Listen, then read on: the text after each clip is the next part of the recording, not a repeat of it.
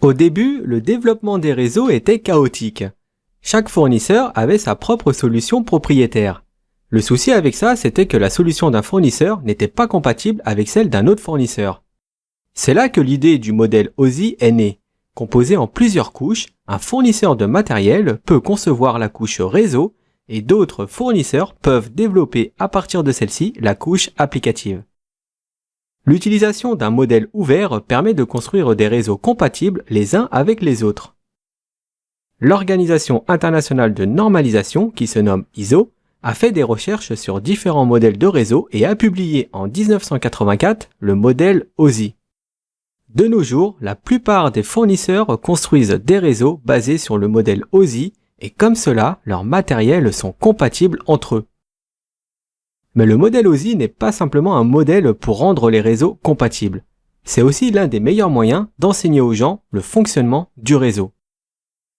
Il est composé de 7 couches. Nous allons les voir en détail en commençant du bas vers le haut. La couche physique, c'est elle qui contient des éléments comme les niveaux de tension, la synchronisation, les débits, connecteurs physiques, etc. Il s'agit de tout ce que vous pouvez toucher puisque c'est physique. La couche liaison de données s'assure que les données sont correctement formatées. Elle prend en charge la détection des erreurs et s'assure que les données sont bien fournies. C'est à ce niveau qu'Ethernet vit. Les adresses MAC et les trames Ethernet se trouvent sur la couche liaison de données. La couche réseau prend en charge la connectivité et la sélection du chemin, c'est-à-dire le routage. C'est là où vivent IPv4 et IPv6. Chaque périphérique réseau a besoin d'une adresse unique sur le réseau. La couche transport prend en charge le transport. Par exemple, quand vous téléchargez n'importe quel type de fichier sur Internet, que ce soit un PDF ou une vidéo, le fichier sera envoyé par segment et transporté vers votre ordinateur. C'est ici que vivent les protocoles TCP et UDP. Alors pour rappel, TCP est un protocole de transport de données fiable, tandis que UDP ne l'est pas. Ces 4 couches que nous venons de voir sont importantes pour la mise en réseau. Et les 3 couches supérieures que nous allons voir concernent les applications. La couche session prend en charge l'établissement, la gestion et la terminaison des sessions entre 2 hôtes. Lorsque vous naviguez sur un site web, vous n'êtes pas le seul utilisateur du serveur web qui héberge ce site. Il doit pouvoir retracer toutes les différentes sessions.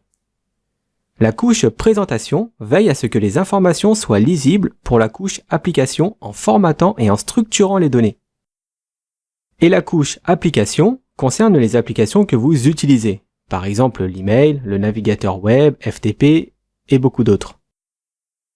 Il existe de nombreuses phrases mémotechniques pour se rappeler de l'ordre des couches OSI. Par exemple, de bas en haut, pour le réseau, tout se passe automatiquement. Ou bien de haut en bas, après plusieurs semaines, tout respire la paix. En faisant quelques recherches sur Internet, vous pouvez trouver d'autres phrases mémotechniques assez drôles. N'oubliez pas qu'il est impossible de passer directement de la couche application à la couche réseau. Vous devez toujours parcourir toutes les couches pour envoyer des données sur le réseau. Prenons maintenant un exemple réel sur la transmission de données. À la couche 7, vous êtes assis derrière votre ordinateur et vous souhaitez télécharger des fichiers d'un site web. Vous démarrez votre navigateur et tapez l'URL de votre site web préféré. Votre ordinateur enverra un message au serveur web demandant la page que vous souhaitez. Vous utilisez donc le protocole HTTP qui réside sur la couche d'application. La couche de présentation va structurer cette information dans un certain format. La couche session va s'assurer de bien séparer toutes les différentes sessions. En fonction de l'application, soit ce sera TCP pour un transport fiable ou UDP pour un transport non fiable qui sera utilisé. Dans ce cas, comme vous voulez être sûr que la page web arrive bien sur votre ordinateur, ce sera TCP. À la couche 3, votre ordinateur va construire un paquet IP qui contiendra toutes les données des couches application, présentation et session. Il va spécifier le protocole de transport à utiliser. Dans ce cas, il s'agit de TCP. Il va aussi renseigner l'adresse IP source et de destination. L'adresse IP source sera celle de votre ordinateur et l'adresse IP de destination sera celle du serveur web.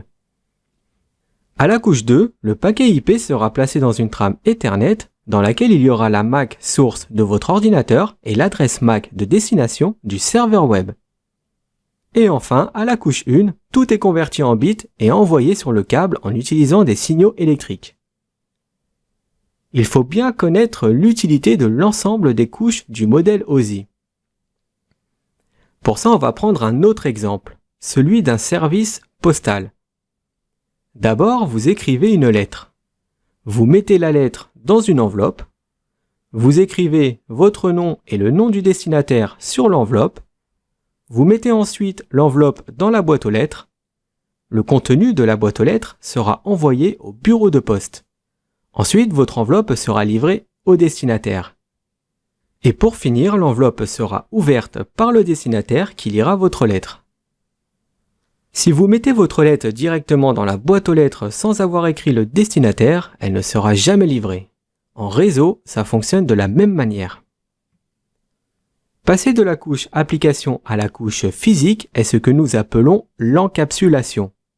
Et le passage de la couche physique à la couche application est appelé la désencapsulation. Au cours d'une communication peer-to-peer, qu'on peut traduire en français par communication d'égal à égal, chaque couche encapsule les données dans des paquets d'informations. Nous appelons cela une PDU, qui signifie unité de données de protocole. Chaque PDU a un nom différent sur les différentes couches. À la couche de transport, les PDU se nomment segments. Dans ce cas, nous parlerons de segments TCP. À la couche réseau, les PDU se nomment paquets. Nous parlerons donc de paquets IP. Et à la couche liaison de données, les PDU sont appelés trams, ou frame en anglais. Dans ce cas, on dit des trams Ethernet. En dehors du modèle OSI, une autre organisation a créé un modèle similaire qui n'a jamais été aussi populaire. Mais pour votre CCNA, vous aurez besoin de savoir à quoi il ressemble. C'est ce qu'on appelle la pile TCP/IP, qui est très similaire, sauf que certaines couches sont combinées et ont des noms différents. Comme vous pouvez le voir, les 3 couches supérieures sont maintenant combinées à la couche d'application. La couche réseau est appelée couche Internet et les 2 couches inférieures sont combinées dans la couche accès réseau.